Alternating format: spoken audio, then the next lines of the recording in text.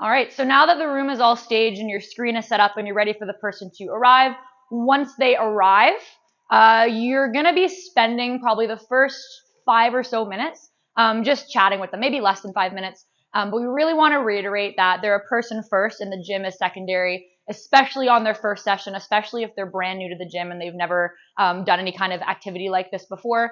They're likely very intimidated.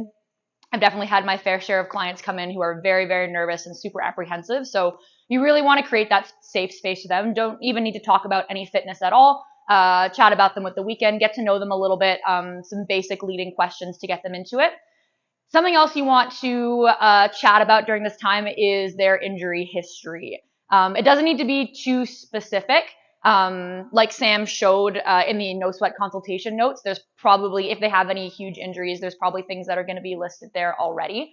But it's nice to hear it kind of from them, get their take on their injury. Maybe they have like a wonky shoulder or a wonky hip.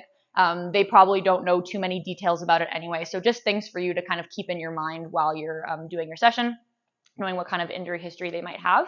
Another way you can go about it, if you'd like, is actually put them through or start putting them through the warm-up while doing this chat. So if you're concerned about time management during the session, you think it's a bit of a tight, some of the sessions are tighter than others to squeeze them into the hour. So you can, for example, in session 1, get them started on the bike or get them started in their couch stretch and then, and then have that chat with them. So that there's kind of 2 ways you can go about it.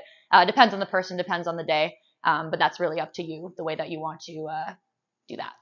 What types of leading questions are you asking to know the person? Good question. Some basic ones as simple as how was your weekend?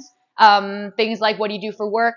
If I know they've got kids, I can ask about their kids. It gets a little bit easier in the later sessions because you get that rapport with them and you kind of know little basic things about them. You can kind of revisit past conversations. So the first one is very, very kind of introductory. You can ask them maybe if they played any sports growing up or if they're currently in any sports. Try to find things that they want to talk about.